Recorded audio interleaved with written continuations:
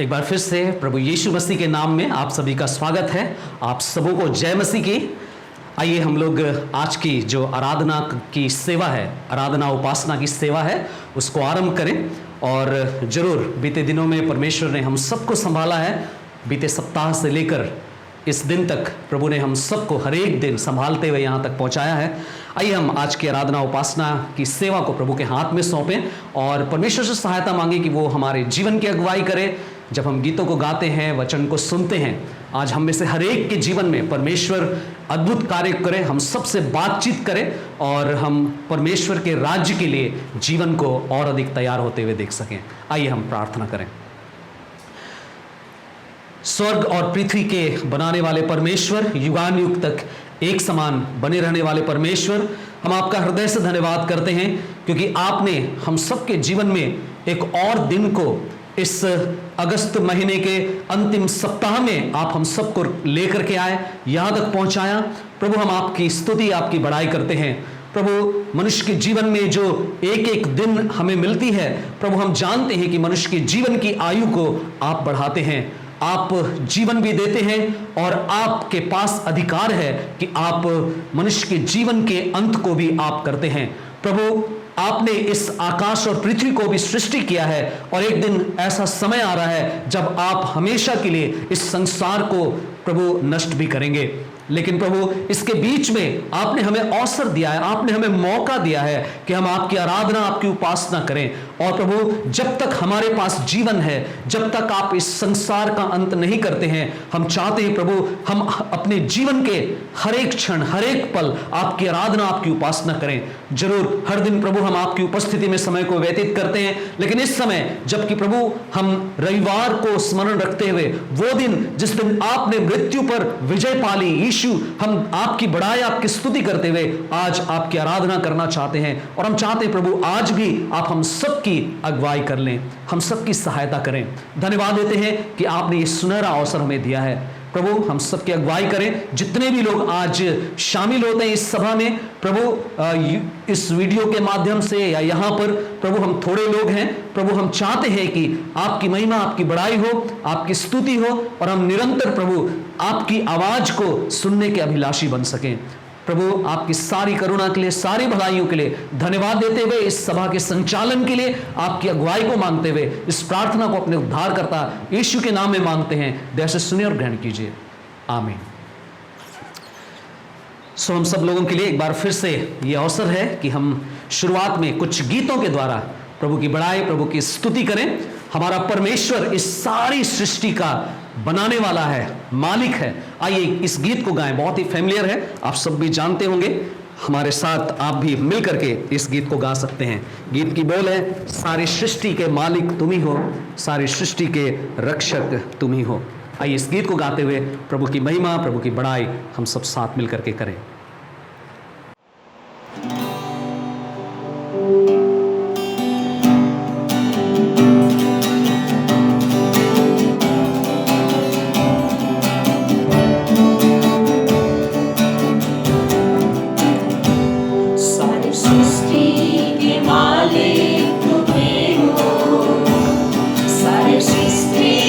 Rक्षक तुम्हीं हो, धरती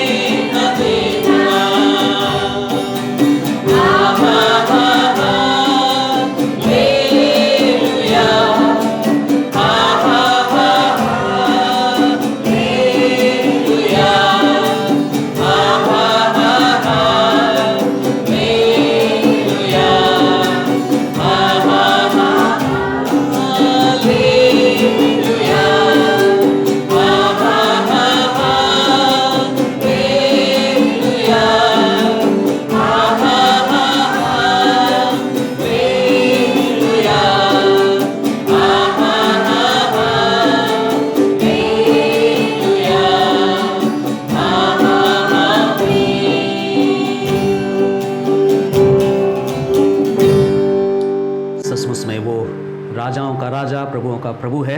उसने सारी संसार को बनाया है और हम सबको अवसर दिया है कि हम उसकी स्तुति, उसकी बड़ाई करें।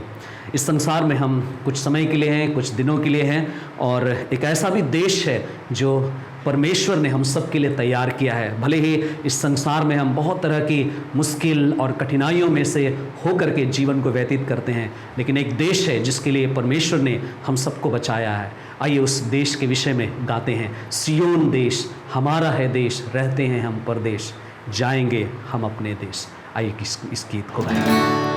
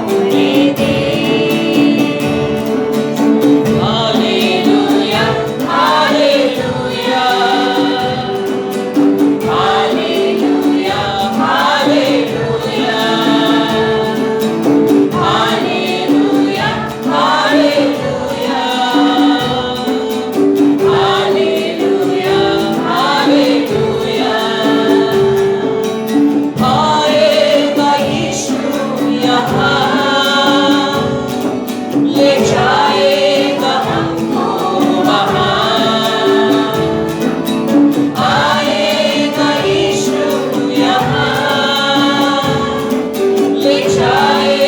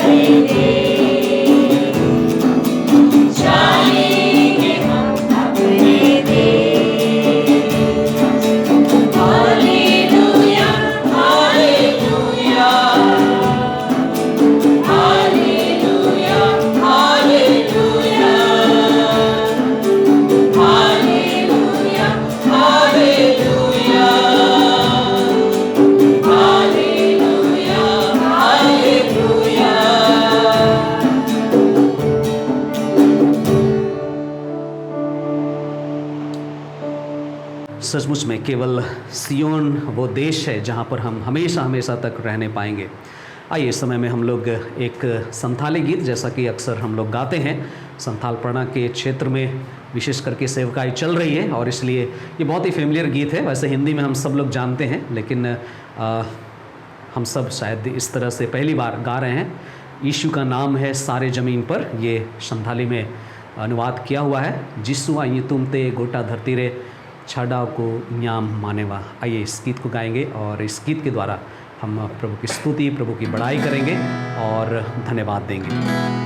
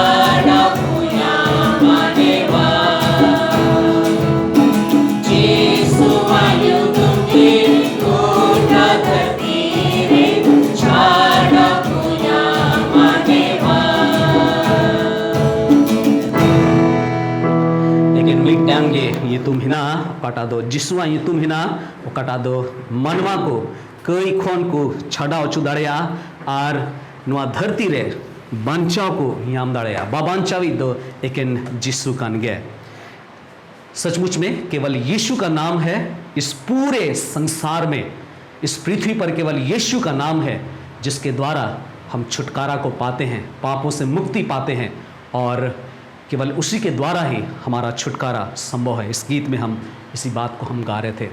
सचमुच में परमेश्वर महान है, उसने अपनी महानता को इस संसार में मनुष्य बनकर आने के द्वारा प्रकट किया। हम उसके प्रेम को, उसकी दया को, उसकी करुणा को अनुभव कर सकते हैं। आइए इस समय में हम लोग परमेश्वर के वचन की ओर जाएंगे, परमेश्वर को धन्यवाद देंगे क्योंकि उसने हम सबको अवसर दिया और वचन की ओर ध्यान करेंगे, उस वचन को सुनेंगे जिसके द्वारा परमेश्वर हम सबको आज भरना चाहता है, अपनी आशीषों से भरपूर करना चाहता है। आइए हम आगे बढ़ें। हम सब ने प्रभु की आराधना किए, बहुत ही अच्छा समय रहा और जो अनुग्रह, जो दया हम सब पर हुई है उसके लिए लगातार हमें प्रभु की बड़ाई करते रहनी चाहिए। ये हम सब के लिए अवसर है, जैसा कि वचन को सुनने का ये समय है। आइए हम आज के लिए जो भाग है उसको पढ़ेंगे और उसी वचन में से आज का जो संदेश है, आज के उस संदेश का जो अर्थ है जिसके द्वारा प्रभु हम सबसे बातचीत करना चाहता है, आइए हम उस वचन की ओर अपना ध्यान केंद्रित करेंगे। आज का वचन हमें मिलता है प्रेरितों के काम उसका 8 अध्याय और उसके 1 पद से लेकर के 3 पद तक। प्रेरितों के काम उसका 8वां अध्याय और उसके 1 पद से लेकर के 3 पद तक। यहाँ इस प्रकार लिखा हुआ है, इस प्रकार उसके मार डाले जाने में शाऊल भी सहमत था। उसी दिन यरूशलेम की कलीसिया पर घोर अत्याचार आरंभ हुआ और प्रेरितों को छोड़ वे सब यहूदिया और सामरिया के समस्त प्रदेशों में तितर बितर हो गए। फिर कुछ भक्तों ने स्तिफनुस को दफनाया और उसके लिए बड़ा विलाप किया, परंतु शाऊल घर घर जाकर कलीसिया को उजाड़ने और स्त्री पुरुषों को घसीट घसीट कर बंदीगृह में डालने लगा। आइए हम एक छोटी सी प्रार्थना करें ताकि प्रभु हम सब की अगुवाई करे और उसके वचन को हम सब और भी बेहतर तरीके से समझ सके। हमारे अनुग्रहकारी दयालु पिता, आज के सुंदर समय के लिए जिसमें हम आपके वचन की ओर अपने ध्यान को केंद्रित कर सकते हैं, जो मौका आपने दिया है हम उसके लिए धन्यवाद देते हैं।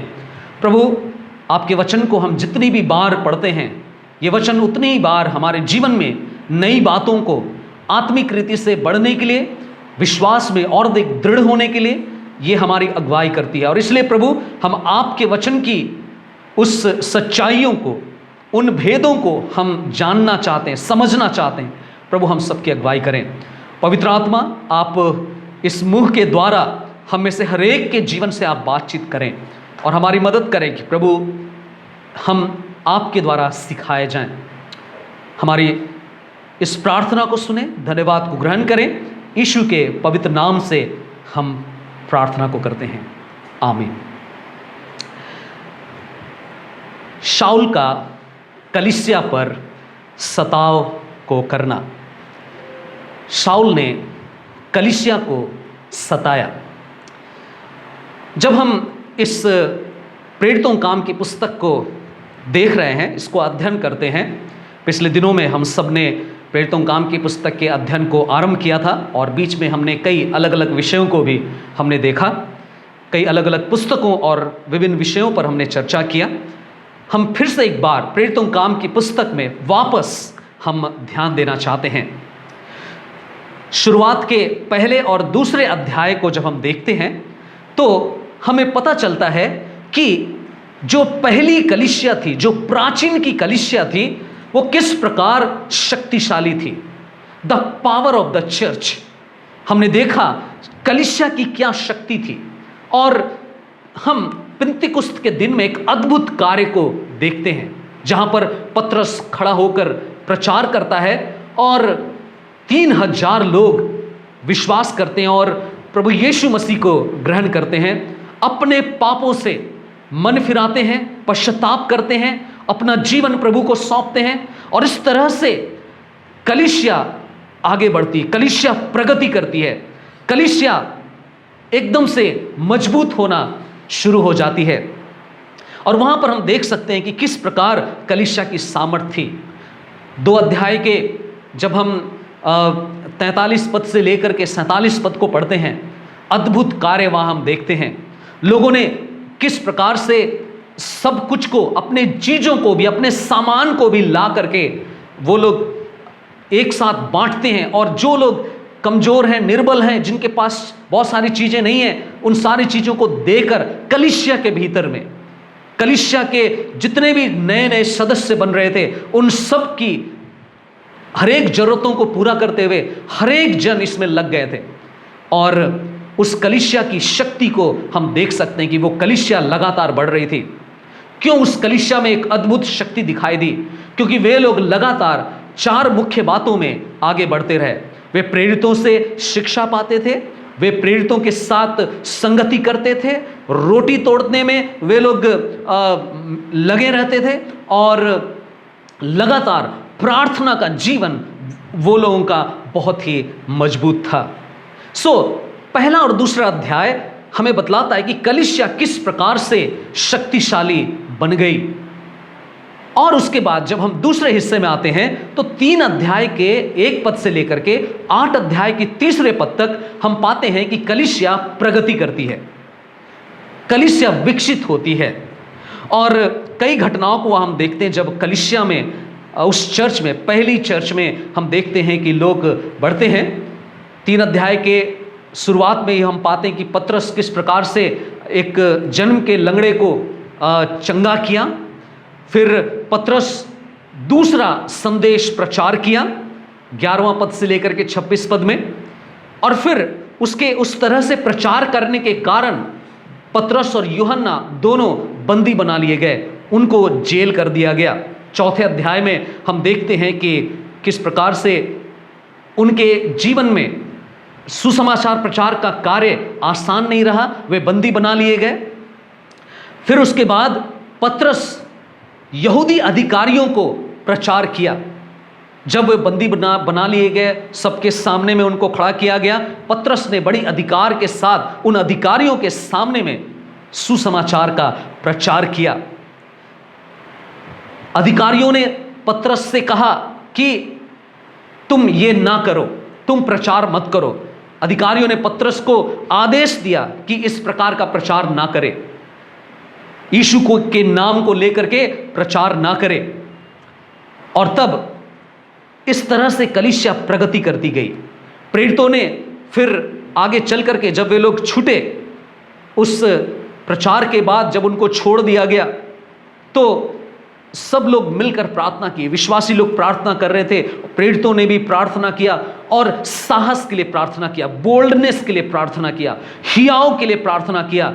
और वे लोग चुप नहीं रहे, बल्कि और हियाव के साथ परमेश्वर के वचन को वे लोग बांटते चले गए।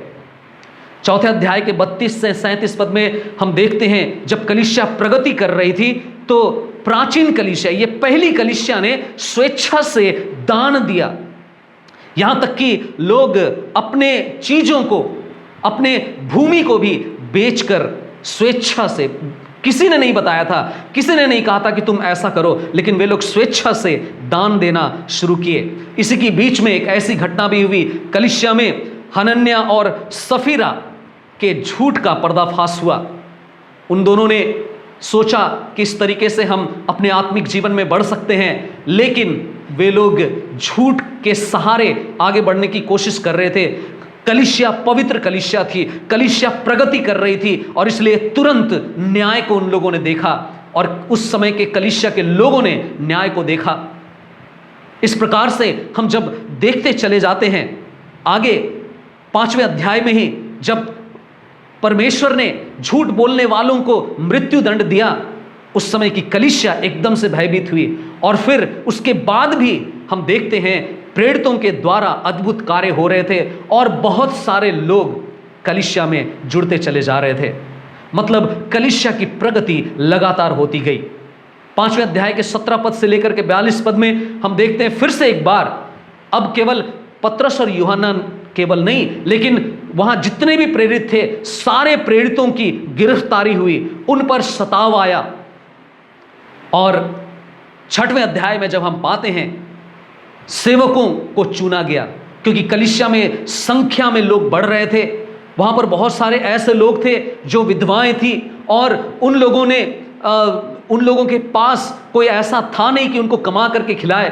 कलीसिया का एक बोझ बढ़ गया, एक दर्शन बढ़ गया कि हम बहुत तरह के ऐसे कार्य को भी करेंगे कि हमारे लोग, विश्वास करने वाले लोग भूखे क्यों रहें, उनके लिए हम लोग भोजन की व्यवस्था करेंगे। इतनी अधिक कलीसिया की प्रगति हो रही थी कि लोगों के पास कई तरह की मिनिस्ट्री वहां पर आरंभ होना शुरू हो गई।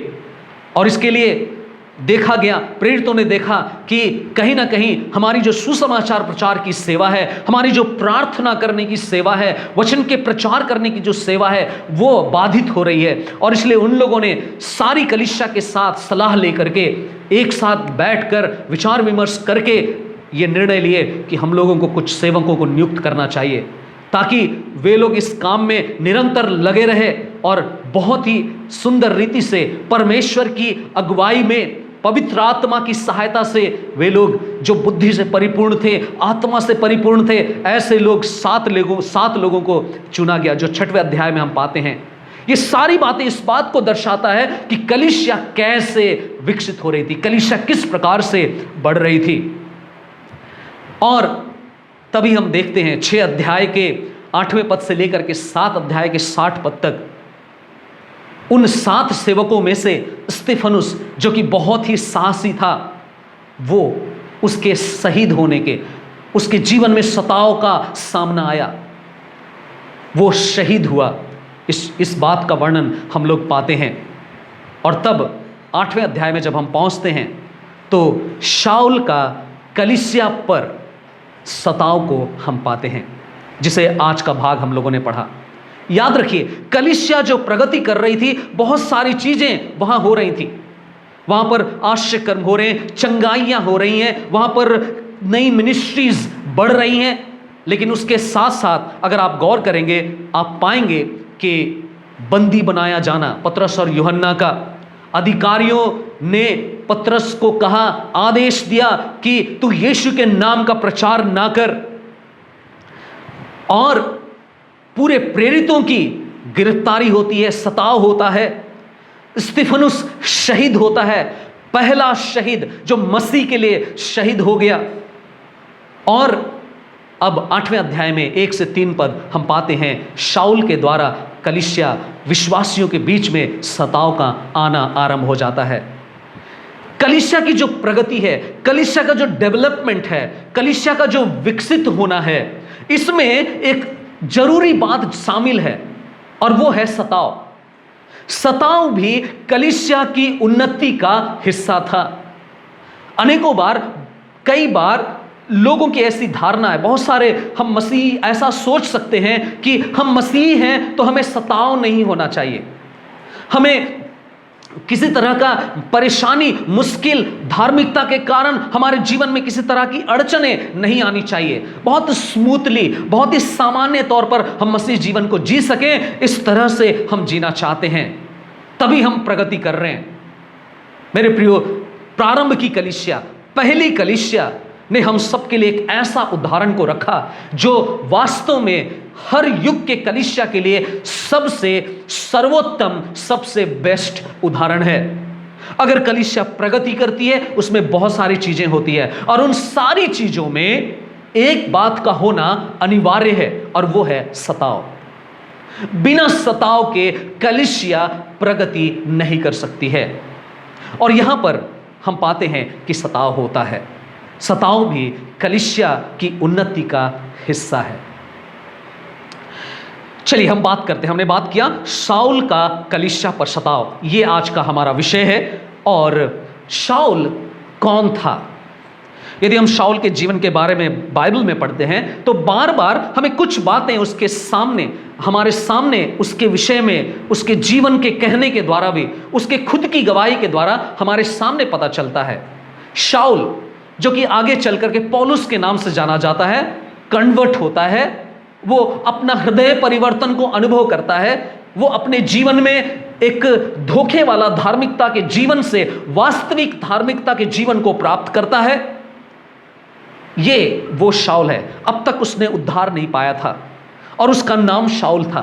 जब वो उद्धार पा लेता है, आगे चल करके जैसे जैसे हम लोग प्रेरितों के काम की पुस्तक को अध्ययन करेंगे, हम लोग पाएंगे कि कैसे उसका जीवन बदला। लेकिन आज हमारा विषय वो नहीं है। हम ये देखना चाह रहे हैं कि शाऊल का कलीसिया पर किस तरह से सताव हुआ और शाऊल आखिर कौन था। शाऊल तरसुस का निवासी था। ये तरसुस का रहने वाला था। शाऊल यीशु मसीह के नाम से बहुत अधिक घृणा करता था और न केवल यीशु मसीह के नाम से घृणा करता था, बल्कि सुसमाचार से भी उसे बहुत घृणा थी। वो शाऊल कलीसिया को लगातार सताया करता था।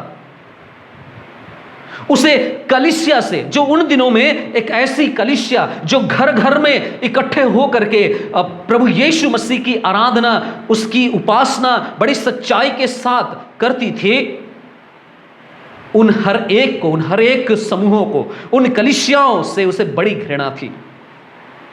शाऊल वो था जो पुनरुत्थान की शिक्षा से घृणा करता था। वो नहीं मानता था कि यीशु मृतकों में से जी उठा है। मृतकों में से जी उठने की जो शिक्षा है उसको नहीं मानता था। यह था वो शाऊल। शाऊल हत्यारा था।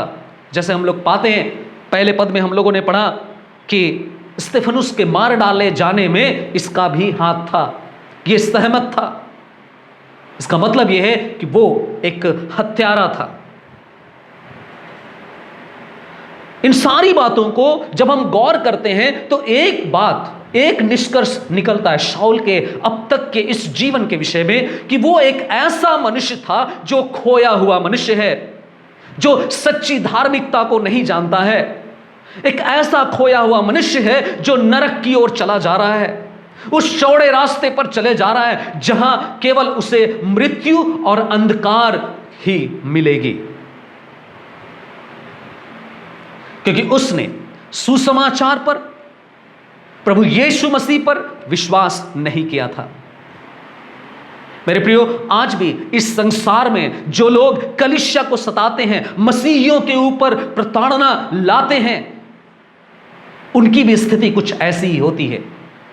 वे भी खोए हुए लोग होते हैं। उन्हें उद्धार के विषय में नहीं पता, उन्हें सच्ची धार्मिकता के विषय में नहीं पता। प्रभु यीशु मसीह का जो सिद्धांत है, प्रभु यीशु मसीह की जो शिक्षा है, यीशु मसीह के मारे जाने, गाड़े जाने और जी उठना, प्रभु यीशु मसीह के पुनरुत्थान पर वे विश्वास नहीं करते हैं, उस शिक्षा को नहीं मानते हैं, उन शिक्षाओं को घृणा करते हैं और इसीलिए वे भी सताते हैं। यही वो शाऊल है। इसी शाऊल ने कलीसिया को सताया था। सताव क्या है? सताव क्या है? What is persecution? सताव घृणा करना है। घृणा करना, दुख पहुंचाना एवं शत्रुतापूर्ण व्यवहार करना उन लोगों के प्रति जो इस संसार में सच्चे और जीवित परमेश्वर के लिए पवित्र जीवन को जीते हैं और उसी परमेश्वर की साक्षी देते हैं, उसकी गवाही देते हैं। जो परमेश्वर के लिए पवित्रता का जीवन, ईमानदारी का जीवन, प्रभु के लिए अपने उसकी सच्चाई में जीना चाहते हैं, ऐसे लोगों के ऊपर में जो प्रताड़ित करते हैं, उन्हें परेशान करते हैं, उनको तंग करते हैं, उनसे घृणा करते हैं, सच्चाई से घृणा करते हैं, उनके साथ शत्रुता पूर्ण व्यवहार करते हैं, उसे कहा जाता है सताव। मेरे प्रियो, प्रभु यीशु मसीह ने इस सताव की बात को, इस सताव का जो विषय है, इसके बारे में पहले से अवगत कर दिया था। जब हम लोग पढ़ते हैं मत्ती रचित सुसमाचार उसका 5वां अध्याय उसके 10 पद में, जब प्रभु यीशु मसीह पहाड़ी उपदेश कह रहे थे, वहां पर उसने कहा था, मत्ती 5 अध्याय उसका 10 वचन, धन्य है वे जो धार्मिकता के कारण सताए जाते हैं। किसके कारण? धार्मिकता के कारण। प्रभु यीशु मसीह के साथ परमेश्वर का जो नीति और नियम है, परमेश्वर का जो सच्चाई का मार्ग है, उसमें चलने के कारण, ईमानदारी का जीवन व्यतीत करने के कारण, सच्चाई का अनुसरण करने के कारण सताए जाते हैं। प्रभु ने कहा, धन्य है वे जो धार्मिकता के कारण सताए जाते हैं, क्योंकि स्वर्ग का राज्य उन्हीं का है, क्योंकि स्वर्ग का राज्य उन्हीं का है। सताया जाना इस बात का प्रमाण है कि आपने स्वर्ग राज्य का, स्वर्ग का जो राज्य है, उस राज्य का अनुभव, उस राज्य का इसी पृथ्वी पर आपने प्रवेश करने का एक आश्वासन को आपने प्राप्त कर लिया है, निश्चयता आपने पा लिया है। कब? जब आप सताए गए हैं, क्योंकि वचन यही कहता है। और वे लोग धन्य हैं। बहुत बार हमारे बीच में, हमारे कलीसियाओं में, हमारे मसीहियों के बीच में जब लोग धार्मिकता के कारण, सुसमाचार प्रचार के कारण सताए जाते हैं, बड़े चिंतित हो जाते हैं, बड़े भयभीत हो जाते हैं।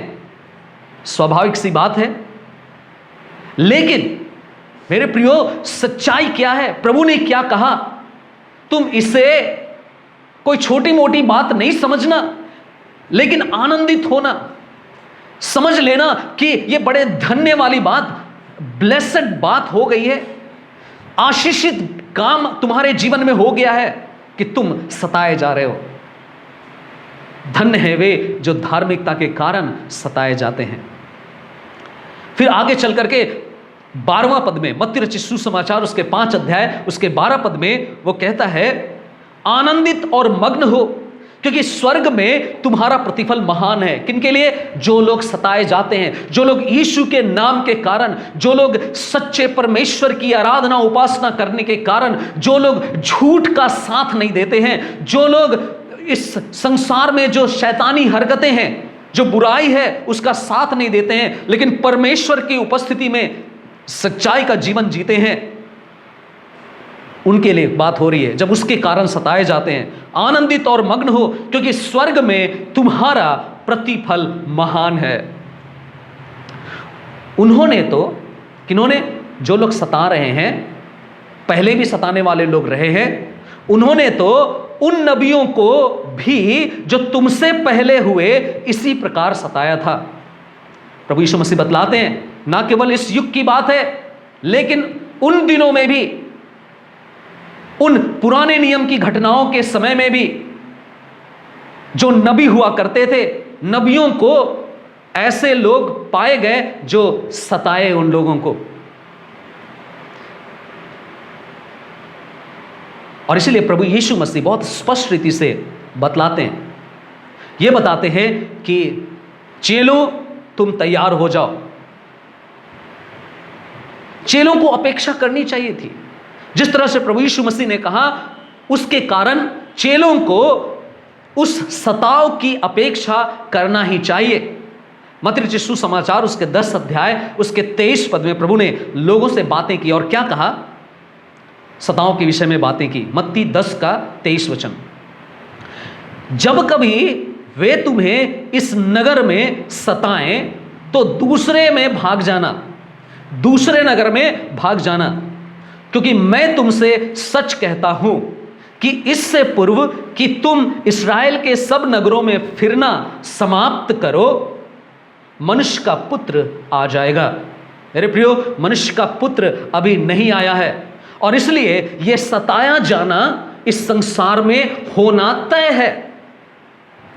सताया जाना इस संसार में होना तय है। एक और जगह पर प्रभु यीशु मसीह ने बहुत स्पष्ट रीति से चेलों से बातें की, और प्रभु ने समझाया। यूहन्ना रचित सुसमाचार उसका 15 अध्याय और उसका 18 से लेकर के 20 वचन तक देखिए, यहां क्या लिखता है। यूहन्ना रचित सुसमाचार 15 अध्याय उसका 18 से 20 वचन, यदि संसार तुमसे घृणा करता है तो तुम जानते हो कि उसने तुमसे पहले मुझसे घृणा की है। यदि तुम संसार के होते, मतलब तुम संसार की तरह जीते, संसार के जो कई विश्वास हैं, कई मत हैं, संसार के तौर तरीके हैं, अगर उसके समान तुम करते तो लोग कहते कि हां ये संसार का ही है। तो यदि तुम संसार के होते तो संसार अपनों से प्रेम करता, परंतु इसलिए कि तुम संसार के नहीं हो। जब हमारा उद्धार हुआ, जब हम अपने पापों की क्षमा को प्राप्त किए, तो अब हम संसार के तौर तरीकों के अनुसार नहीं जीते हैं। अब तुम संसार के नहीं हो, क्योंकि मैंने तुम्हें संसार में से चुनकर निकाल लिया है, इसलिए संसार तुमसे घृणा करता है।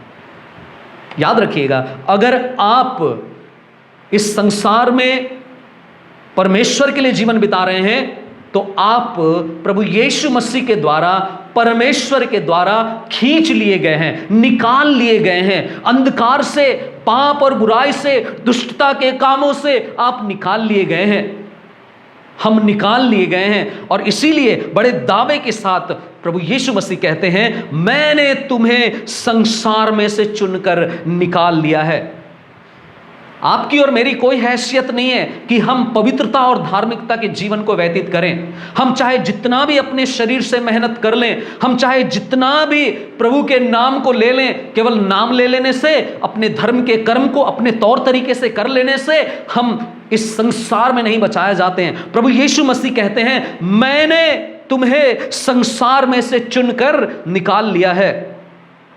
और क्योंकि परमेश्वर ने निकाला है, क्योंकि परमेश्वर ने आपके और मेरे जीवन को नया कर दिया है, बदल दिया है, पाप से घृणा करने वाला जीवन बना दिया है, इसीलिए इस संसार में जो पापी लोग हैं, इस संसार में जो लोग शैतान की सेवा करते हैं, जो लोग परमेश्वर की इच्छा के अनुसार जीवन नहीं व्यतीत करते हैं, स्वाभाविक सी बात है कि वे लोग हम लोगों से, जो लोग उद्धार पाए हुए हैं, जो लोग पाप और बुराई को हमेशा के लिए छोड़ दिए हैं, प्रभु की सहायता से उनसे घृणा करेंगे।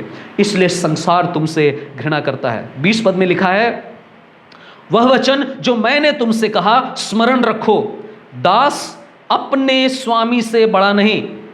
यदि उन्होंने मुझे सताया तो वे तुम्हें भी सताएंगे। प्रभु यीशु मसीह को भी नहीं छोड़ा तो उस पर विश्वास करने वालों को कैसे छोड़ देंगे? प्रभु ने स्वयं कहा, उन्होंने मुझे नहीं छोड़ा तो तुम्हें कैसे छोड़ देंगे? उन्होंने जब मुझे सताया तो तुम्हें भी सताएंगे। और इसके लिए हमें रेडी रहने की जरूरत है। चेलों को रेडी रहना चाहिए था, तैयार रहना चाहिए।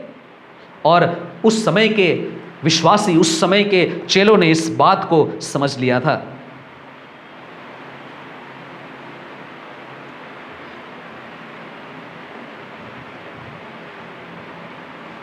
यदि उन्होंने मुझे सताया तो वे तुम्हें भी सताएंगे, और यदि उन्होंने मेरी बात मानी तो वे तुम्हारी भी मानेंगे। केवल सताए जाने की बात नहीं है, लेकिन जब उसका प्रचार होगा, जिस तरह से प्रभु यीशु मसीह के समय में जरूर बहुत सारे लोग थे जिन्होंने विरोध किया, उसे क्रूस पर तक चढ़ा दिया, लेकिन ऐसे भी लोग थे जिन्होंने विश्वास किया, जिन्होंने उसकी बात पर ध्यान दिया और बचाए गए। मेरे प्रियो, परमेश्वर का वचन हमें याद दिलाता है, प्रभु यीशु मसीह स्वयं चेलों को बतला है कि इस संसार में हम सताए जाएंगे, तुम सताए जाओगे। यहां पर जब हम इस प्रेरितों काम उसके 8 अध्याय 1 से लेकर के 3 पद को देखते हैं तो बहुत स्पष्ट रीति से हम पाते हैं कि कैसे सताव आरंभ हो रहा है। यहां पर आप देखेंगे एक प्रकार का व्यक्तिगत सताव भी है और एक प्रकार का जो सामूहिक सताव है, दोनों बातें हम पाते हैं। पहला वचन कहता है, 8 अध्याय का पहला पद, इस प्रकार उसके मार डाले जाने में शाऊल भी सहमत था। उसके मार डाले जाने में, एक व्यक्ति का सताव किया जाना। कौन है वो? स्तिफनुस। स्तिफनुस मर चुका है। 7 अध्याय के अंतिम पदों को जब हम पढ़ते हैं तो वहां लिखता है कि और अपने घुटनों के बल गिरकर वह जोर से चिल्लाया, प्रभु यह पाप उन पर मत लगा। यह कहकर वह सो गया। अर्थात शारीरिक रूप से उसकी मृत्यु हो गई। उसकी मृत्यु का कारण कौन बने? वे लोग जो लोग सताव कर रहे थे, वे लोग जो सुसमाचार का घृणा कर रहे थे, वे लोग जो पुनरुत्थान की शिक्षा का घृणा करते हैं, वे लोग जो खोए हुए हैं, वे लोग जो सच्चे परमेश्वर को नहीं जानते हैं। और उसमें से शाऊल भी था जो इस सताव में शामिल था। हम पाते हैं शाऊल के बारे में, हम पाते हैं उसके मार डाले जाने में पहला पद कहता है शाऊल सहमत था। और उसके तुरंत बाद हम आगे पढ़ते हैं, पता चलता है कि इसके ठीक तुरंत बाद उसी दिन यरूशलेम की कलीसिया पर घोर अत्याचार आरंभ हुआ और प्रेरितों को छोड़ वे सब यहूदिया और सामरिया के समस्त प्रदेशों में तितर बितर हो गए। जब सताव आया, व्यक्तिगत रीति से आया, सब लोग डर गए, कलीसिया भयभीत हो गई और फिर पूरे समूह पर आक्रमण हुआ और कलीसिया पर अत्याचार होते ही कलीसिया के लोग तितर बितर होने लगे। एक बात स्पष्ट है, व्यक्तिगत सताव से हिम्मत हो गई कि अब सामूहिक रूप से सताव किया जाने लगा। व्यक्तिगत सताव सामूहिक सताव को करने का साहस दिला दिया। 3 पद में आप देखेंगे शाऊल क्या करता है। लिखता है, परंतु शाऊल घर घर जाकर कलीसिया को उजाड़ने और स्त्री पुरुषों को घसीट घसीट कर बंदीगृह में डालने लगा। घर घर को जाकर उजाड़ने लगा। किसके घर को? वे लोग जो प्रभु यीशु मसीह पर विश्वास करते हैं। लोगों को बंदीगृह में डालने लगा, जेल में डालने लगा। शाऊल ऐसा कर रहा था और यह शाऊल बार बार इसकी गवाही देता है क्योंकि उसका जीवन बदला था। जीवन बदलने के बाद वो अपने बीते जीवन के बारे में, जब वो मसीहियों को सता रहा था, कलीसिया पर अत्याचार कर रहा था, उसके बारे में कई बार जिक्र करता है और दावा करता है कि मैंने ऐसा किया था, मैंने सताया था। प्रेरितों का काम उसका 22 अध्याय और उसका 4 और 5 पद में वो गवाही देता है। शाऊल गवाही देता है। अब वो प्रभु की सेवा कर रहा था लेकिन वो गवाही देता है और क्या बोलता है देखिए, मैंने इस पंथ को यहां तक सताया कि पुरुषों एवं स्त्रियों को बांध बांध कर बंदीगृह में डाल दिया। किसने? मैंने। और उन्हें मरवा भी डाला। इस बात की गवाही स्वयं महायाजक और प्राचीनों की सभा दे सकती है। मैंने इनसे भाइयों के नाम पत्र भी लिए और इस अभिप्राय से दमिश्क को चला कि वहां के लोगों को भी बंदी बनाकर दंड दिलाने यरूशलेम ले जाऊं। यह पहली गवाही है जहां वो इस प्रकार से कहता है। उसके बाद प्रेरितों का काम उसके 26 अध्याय और उसके 10 से लेकर 10 और 11 पद में भी वो फिर से कहता है। क्या कहता है? गौर कीजिए। और मैंने यरूशलेम में यही किया, मुख्य याजकों से अधिकार पाकर मैंने न केवल अनेक पवित्र लोगों को बंदीगृह में डाला, पर जब वे मौत के घाट उतारे जा रहे थे तो मैंने उनके विरोध में अपनी सम्मति भी दी। मैं प्रायः सभी आराधनालयों में जाकर उन्हें यातना दिया करता था और यीशु की निंदा करने को उन्हें बाध्य करने का प्रयत्न किया करता था और उनके विरुद्ध अत्यंत क्रोध से भरकर बाहर के नगरों में भी मैं उनका पीछा किया करता था। शाऊल गवाही देता है और कहता है कि मैं ये था। फिलिपियों की पत्री उसका 3 अध्याय उसके 6 पद में भी वो कहता है। फिलिपी 3 अध्याय उसका 6 वचन, उत्साह की दृष्टि से मैं कलीसिया का सताने वाला और व्यवस्था की धार्मिकता के अनुसार निर्दोष था। इससे पता चलता है कि शाऊल को उसका जो धर्म कर्म का काम था, जिस प्रकार से वो धार्मिक जीवन जी रहा था, उसको बड़ा घमंड था। शाऊल को अपने उस उद्धार नहीं पाया था, उसके पहले का जो जीवन है, कलीसिया को सता रहा है, मसीहियों को घसीट रहा है, उनको बंदीगृह में डाल रहा है, उनको मरवा डाल रहा है, ये सब कुछ जब वो कर रहा है तो वो क्या सोच रहा है? मैं परमेश्वर के लिए ही अच्छे काम कर रहा हूं, मैं धर्म के कर्म कर रहा हूं। मेरे प्रियो, आज भी बहुत सारे लोग इस संसार में जब कलीसिया को सताते हैं, जब चर्च में आक्रमण करते हैं, मसीहियों को सताते हैं, वे सोचते हैं कि हम ईश्वर के लिए ही बड़ा धन्य काम कर रहे हैं, ईश्वर हमें शाबाशी देगा। लेकिन उन्हें पता नहीं है कि वे लोग परमेश्वर को चोट पहुंचा रहे हैं। जिसने उन्हें बनाया है, जिसने उन्हें सृजा है, उन्हें ही चोटिल कर रहे हैं। उन्हें अपने इस कार्य को लेकर उन्होंने मसीह को सता लिया, उन्होंने चर्च को जला दिया, उन्होंने ऐसा कर दिया, इस बात को लेकर वे बड़े आनंदित होते हैं, उन्हें बड़ा घमंड होता है। शाऊल भी कहता है कि मैं ऐसा था, उत्साह की दृष्टि से मैं कलीसिया का सताने वाला और व्यवस्था की धार्मिकता के अनुसार निर्दोष था। उसे लगता था कि मैं निर्दोष हूं, जबकि परमेश्वर की दृष्टि में वो दोषी था। पहला कुरिन्थियों उसका 15 अध्याय उसके 9 पद में भी वो कहता है, मैं प्रेरितों में सबसे छोटा हूं, जो प्रेरित कहलाने के योग्य भी नहीं, मैं प्रेरित कहलाने के योग्य भी नहीं, क्योंकि मैंने परमेश्वर की कलीसिया को सताया था। उसे पता था कि उसने किस प्रकार मसीहियों को दुख दिया है, किस प्रकार परमेश्वर के पवित्र लोगों को दुख दिया है, सताया है, चोटिल किया है। इस प्रकार से शाऊल ने कई बार, और भी बहुत सारे रेफरेंसेस है जिससे पता चलता है कि शाऊल सताव में कैसे शामिल था। सताव का परिणाम क्या निकला, जल्दी से देखेंगे। सताव में परिणाम क्या निकला, यहां पर आप पाएंगे 2 बार ऐसे शब्द लिखे हुए हैं। हमने कुछ पदों को नहीं पढ़ा, लेकिन पहला पद कहता है कि जब सताव हुआ, अत्याचार आरंभ हुआ, और क्या हुआ?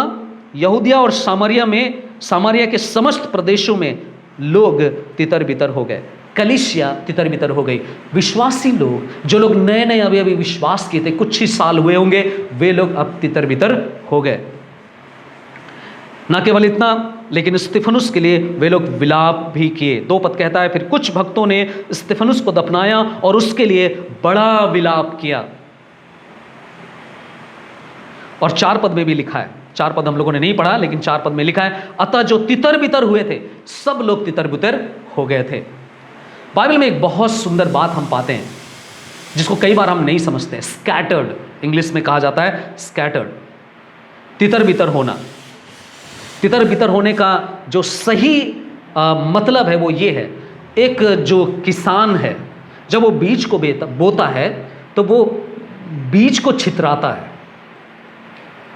उसे कहते हैं तितर बितर, उसको कहते हैं स्कैटरिंग, तितर बितर हो जाना, बिखेरना। और जब बीज को बोया जाता है तो वो अपनी अपनी जगह पर, जहां पर वो होते हैं, वहां से फल निकलता है। तो यहां पर वही विचार है। एक तरफ देखेंगे, सताव के कारण लोग भाग रहे हैं, तितर बितर हो गए, लोगों को एक जगह होना चाहिए था, लेकिन वो ना होकर के तितर बितर हो गए। और यह परमेश्वर की योजना थी, यह परमेश्वर का कार्य था। स्तिफनुस का मारा जाना, शाऊल के द्वारा कलीसिया पर अत्याचार का आना अच्छे उद्देश्य के लिए था, भले कार्य के लिए था। क्योंकि परमेश्वर ने कहा था, प्रभु यीशु मसीह ने कहा था, जब तुम सामर्थ पाओगे तो तुम तब आगे बढ़ना। और अब तक यरूशलेम में लगभग सब लोगों ने सुसमाचार को सुन लिया था। अब जरूरी यह था कि अब वे यरूशलेम से बढ़कर यहूदिया और सामरिया में जाकर के फैलें, और ये लोग फैल नहीं रहे थे, विश्वासी लोग वहीं पर थे। और इसलिए ये सब कुछ परमेश्वर की ओर से योजनाबद्ध तरीके से सब कुछ हो रहा था। स्तिफनुस की मृत्यु, उसका शहीद किया जाना, और फिर शाऊल के द्वारा कलीसिया पर अत्याचार किया जाना, इस बात का अंदेशा था कि अब उन्हें आगे बढ़ना है, यहूदिया और सामरिया में अब जाकर के प्रचार को करना है। सो वचन इसलिए कहता है, जो तितर बितर हुए थे घूम घूम कर वचन का प्रचार करने लगे। सो तितर बितर होना एक अच्छे कार्य के लिए हुआ, एक अच्छे परिणाम के लिए हुआ। घूम घूम कर ये लोग प्रचार करने लगे, ये परिणाम निकला। सताव का परिणाम क्या हुआ? जरूर तितर बितर हुए, विलाप किए, लेकिन उसके साथ साथ उनका तितर बितर होना प्रचार के लिए हुआ, वचन के फैलने के लिए हुआ, सुसमाचार का विस्तार होने के लिए हुआ। और फिलिपुस जो कि उन 7 सेवकों में से एक था, जब खाना बांटने के लिए कुछ सेवकों का चुना गया, उनमें से एक जो स्तिफनुस था उसकी तो मृत्यु हो गई क्योंकि वो शहीद हो गया, उसे मार डाला गया पत्थरवा करके। लेकिन उसके बाद फिलिपुस था जिसको हिया हुआ और वो भी सुसमाचार का प्रचारक बन गया। हम उसे देख सकते हैं, पहली सदी में पहला सताव आने के बीच में सबसे पहला सुसमाचार का प्रचारक फिलिपुस था और उसने प्रचार किया, ना केवल इस जगह पर, लेकिन आगे चल करके हम लोग सीखेंगे कैसे उसने एक व्यक्तिगत रीति से भी सुसमाचार का प्रचार किया और वो व्यक्ति उद्धार को प्राप्त किया।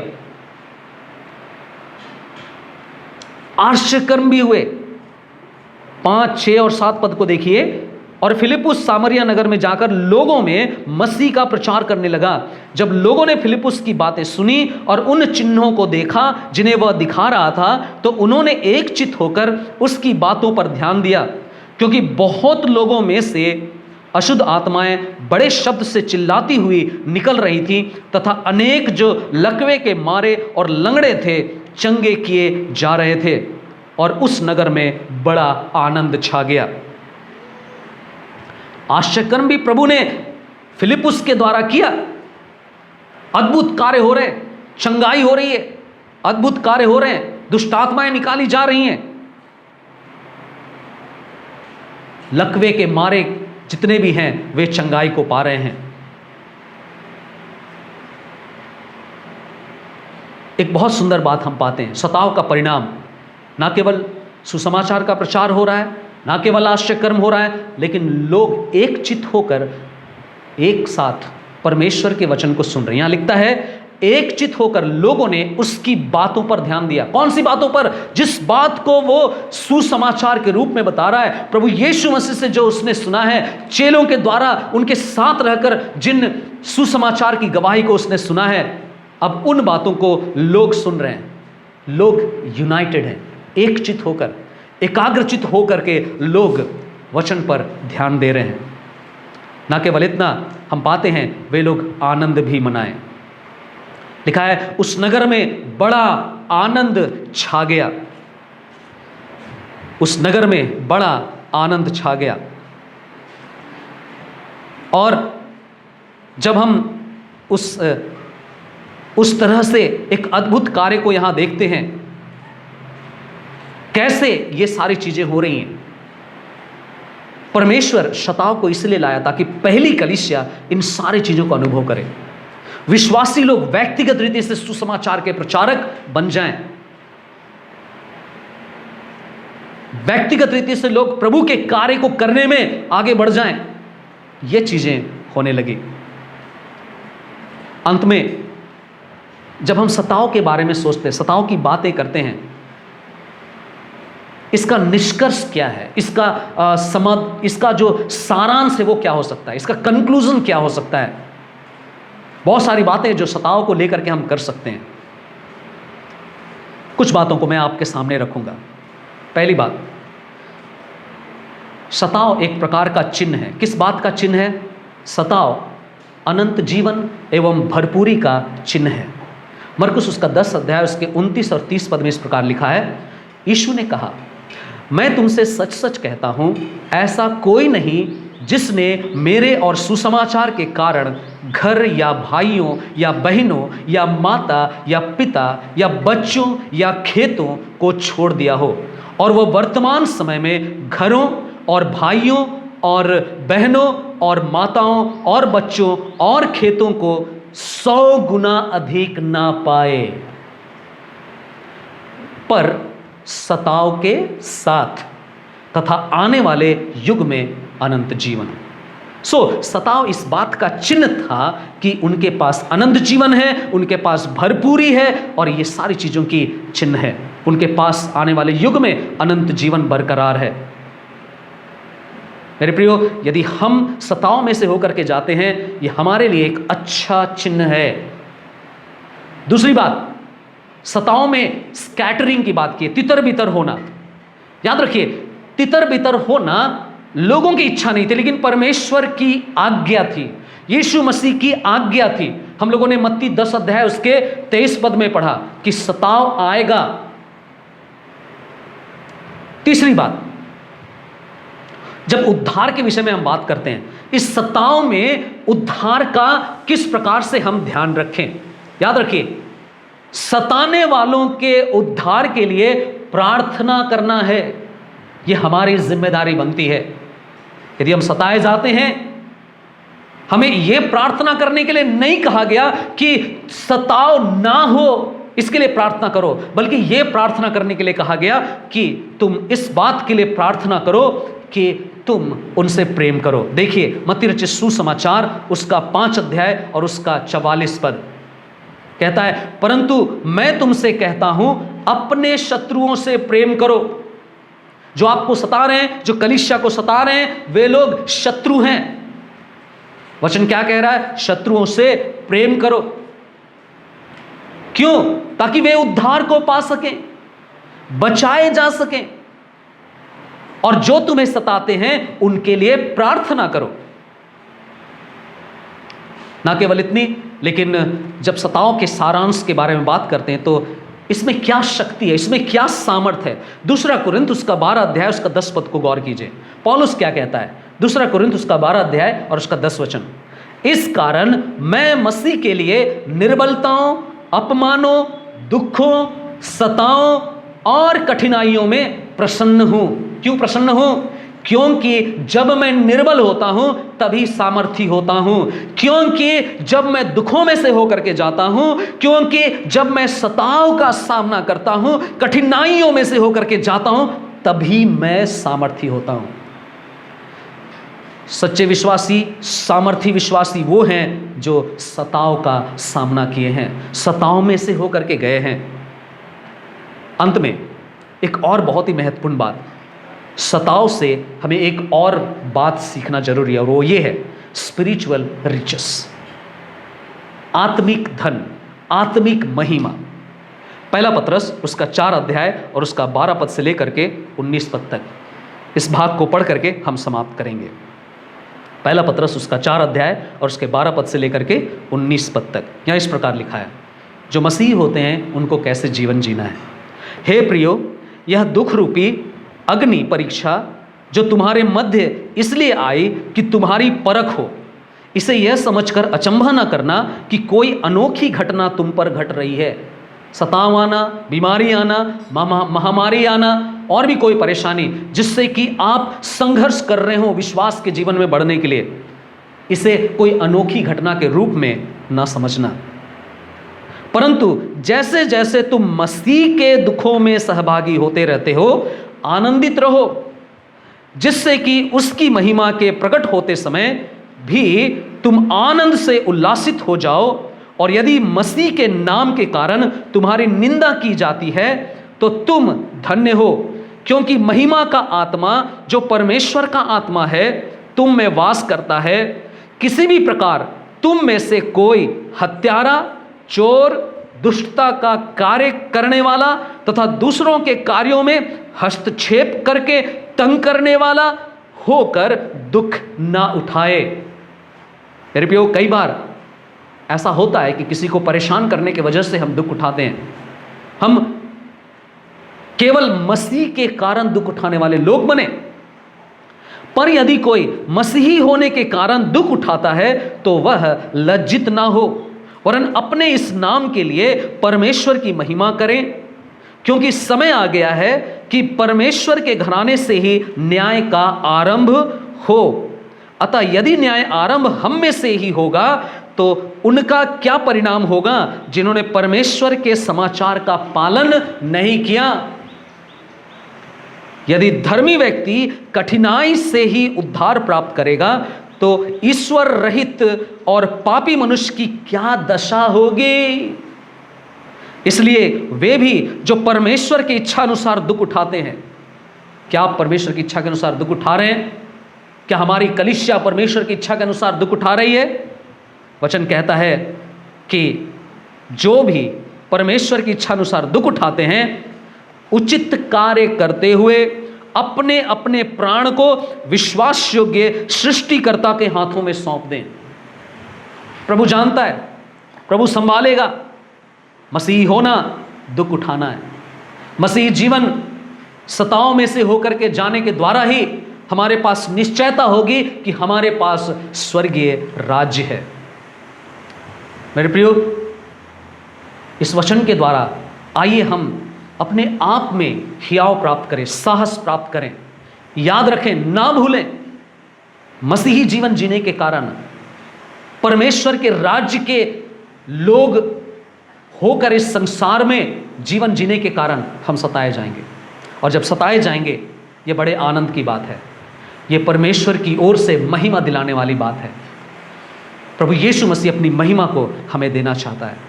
जब हम सताओं और कठिनाइयों में से होकर के जाते हैं, पौलुस कहता है कि तभी सामर्थी होता हूं। क्या हम सब सामर्थी हैं? आइए हम सामर्थी बने। आइए हम सब प्रभु के लिए जीवन को व्यतीत करें। आइए हम प्रार्थना करें।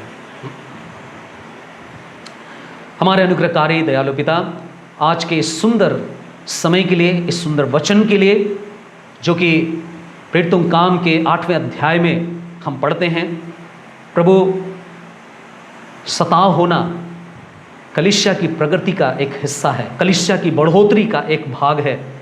प्रभु ये पहली कलीसिया का ये उदाहरण था। आज हमारे लिए भी प्रभु आप इन बातों को सीखने में, इन बातों को समझने में हमारी सहायता करें।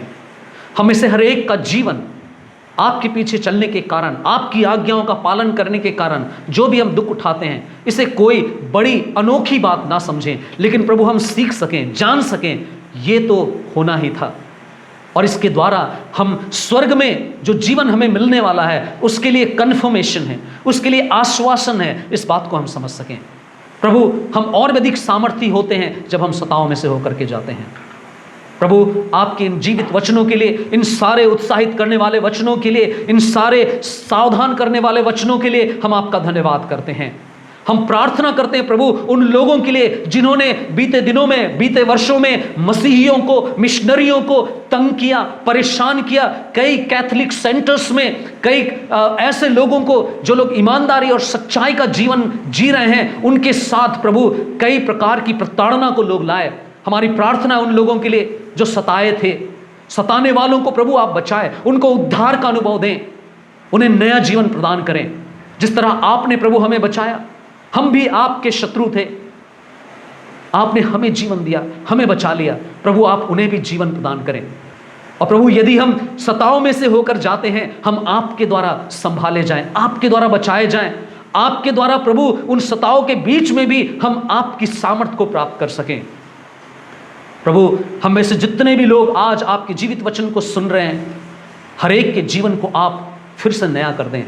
अपने वचन से हमें बल प्रदान करें, शक्ति प्रदान करें और आपकी अपनी महिमा के लिए प्रभु उपयोग में लाएं। जब तक आप इस संसार में नहीं आते हैं, हम और भी अधिक प्रभु आपके भय में, आपकी उपस्थिति में जीवन को व्यतीत कर सकें। संसार से हम समझौता करने वाले लोग ना बने, बल्कि प्रभु इस संसार में स्वर्गीय जीवन की गवाही देने वाले लोग बन सकें। हमारी सहायता करें। धन्यवाद देते हैं प्रभु कि आपने हम सबसे बातें की और हम सबके जीवन की आप अगुवाई करना चाहते हैं। सारी आदर और महिमा आपको देते हुए हमें से हर एक जन आज अपने आप को प्रभु एक नए तरीके से आपके हाथों में अर्पण करना चाहते हैं। इस प्रार्थना को, इस धन्यवाद को हम सब अपने जीवन को आपके हाथों में सौंपते हुए यीशु के नाम से हम प्रार्थना करते हैं। दया सुनिए और ग्रहण कीजिए। आमीन। सचमुच में हम सब ने आज के वचन के द्वारा जरूर भरपूर और उस प्रेम को, उस अनुग्रह को अनुभव किया होगा। इस संसार में जब तक हम हैं, वास्तव में हम दुखी किए जाएंगे, पीड़ित किए जाएंगे, लेकिन इसके बीच में हम ये कभी ना भूलें कि हमारे पास एक ऐसा देश है जिसमें हमें जाना है। आइए अंत में हम लोग एक बार फिर से जो हम लोगों ने शुरुआत में गाया था उस गीत को गाएंगे। सियोन देश हमारा है देश, रहते हैं हम परदेश। इस गीत को गाने के द्वारा आइए इस गीत के समय में ही आप सब जो घर में हैं या फिर यहाँ पर हैं, हम सब जो ऑफरिंग को कलेक्ट करते हैं, इस गीत के द्वारा ही हम अपने भेंटों को अर्पण करेंगे। और सारे पदों को नहीं गाएंगे, लेकिन कोरस को गाएंगे और इसके दूसरे पद को हम गाएंगे। आइए हम इसमें इस गीत को गाते हुए प्रभु के लिए जो भेंट लाए हैं उसको हम लोग अर्पण करें।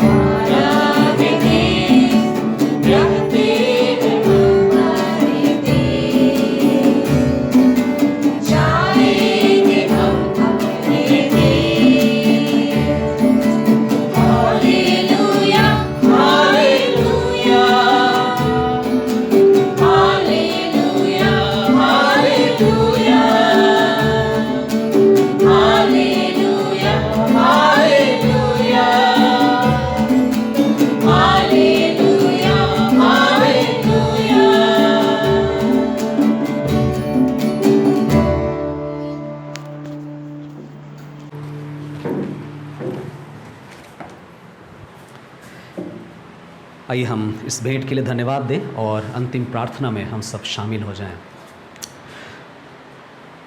प्रभु, हम आपका धन्यवाद करते हैं क्योंकि आपकी प्रतिज्ञा हम में से हर एक के लिए अद्भुत है। ज़रूर इस संसार में हम कई बार प्रभु पीड़ित होते हैं, दुखी किए जाते हैं। इस संसार का जो दुख है वो एक दिन अंत हो जाएगा, गीतकार कहता है।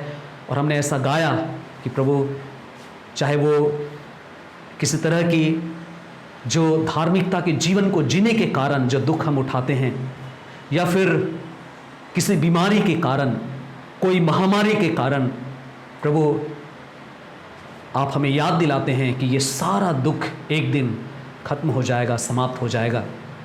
और आप हमें ऐसा राज्य देने वाले हैं, ऐसा जगह देने वाले हैं जहाँ पर कोई दुख ना होगा। वहाँ पर हम अनंत काल तक उस खुशी और आनंद को पा सकेंगे जो आपका दिया हुआ है, किसी मनुष्य का नहीं, लेकिन इस संसार के बनाने वाले परमेश्वर का वो आनंद है। प्रभु, जब तक हम इस संसार में हैं, आप हमें हियाव दें, आप हमें साहस दें। प्रतिदिन प्रभु हम आपके मार्ग में चलते हुए पाए जाएं, धार्मिकता के लिए जीवन व्यतीत कर सकें, सुसमाचार के समान हम सबका आचरण होने पाए, और प्रभु हम हर एक परिस्थिति में आपसे प्रेम करते हुए पाए जा सकें। प्रभु, जो कुछ भी भेंट हमने अपनी कमाई में से, जो भी अपने धन के द्वारा हमने अपने प्रेम को आपके लिए प्रकट किया है भेंट देने के द्वारा, इस पर भी प्रभु आप अपनी बड़ी आशीष को दें। होने दीजिए कि प्रभु इसके द्वारा जहाँ कहीं भी आपकी सेवा के बढ़ने के लिए आवश्यक चीज़ों की ज़रूरत है वो सब कुछ पूर्ण की जाए। प्रभु, हम और भी अधिक केवल धन से नहीं, लेकिन प्रभु अपने तन से, अपने मन से, अपने जीवन को अर्पण करने के द्वारा भी प्रभु हम अपने प्यार को आपके लिए प्रकट कर सकें। प्रभु हम में से प्रत्येक की सहायता करें और होने दे प्रभु कि हम दिन प्रतिदिन आपके वचन में बढ़ें, आपकी महिमा कर सकें, आपको आदर देने पाएं। आने वाले दिनों में, इस सप्ताह में प्रभु हम जो कुछ भी कार्य करते हैं, हम में से प्रत्येक के कार्य को आप आशीषित करें। प्रत्येक सेवा करने वालों को प्रभु आप बलपूर्वक, अधिकारपूर्वक लोगों के जीवन में सुसमाचार को बांटने के लिए सहायता करें। जिस किसी माध्यम से भी वचन को घर घर में पहुंचाया जा रहा है, प्रभु आप उसे फलवंत करें। होने दीजिए प्रभु कि हम सबका जीवन आपके द्वारा उपयोग में लाया जाए। प्रभु जितने भी अपने हर दिन के कार्य को करेंगे, चाहे वो पढ़ाई का काम हो या पढ़ने का काम हो, खेती बाड़ी का काम हो या कोई व्यवसाय करने के काम हो, प्रभु आप सारे कार्यों को अपने हाथों में लें। आपके लोगों के द्वारा किए जाने वाले प्रत्येक कार्यों के द्वारा प्रभु आपके नाम को महिमा मिले और हम प्रार्थना करने वाले लोगों के द्वारा यह देश, ये समाज प्रभु आपके अनुग्रह को अनुभव कर सके। प्रभु आप बचाएं। जिन्होंने अब तक उद्धार नहीं पाया है, चाहे वो हमारे रिश्तेदारों में से हो या फिर ऐसे लोग हो जो शायद आज सुन रहे हो, अब तक आपके प्रेम को नहीं पहचान पाए हो, प्रभु आप प्रत्येक पर दया करें, अनुग्रह करें, ताकि प्रभु वे आपको जान सकें, आपके प्रेम को पहचान सकें और आपके लिए धार्मिकता के जीवन को व्यतीत करने पाएं। सारी आदर और महिमा आपको देना चाहते हैं। बड़े धन्यवाद के साथ प्रार्थना को अपने उद्धारकर्ता यीशु के पवित्र नाम में अर्पण करते हैं। इसे दया सुनिए और ग्रहण कीजिए। आमीन। अब हमारे प्रभु यीशु मसीह का अनुग्रह, पिता परमेश्वर का प्रेम और पवित्र आत्मा की सहभागिता हम में से हरेक के साथ अब से लेकर युगान युग तक होती रहे। आमीन। आप सबों को एक बार फिर से अंत में जय मसीह की।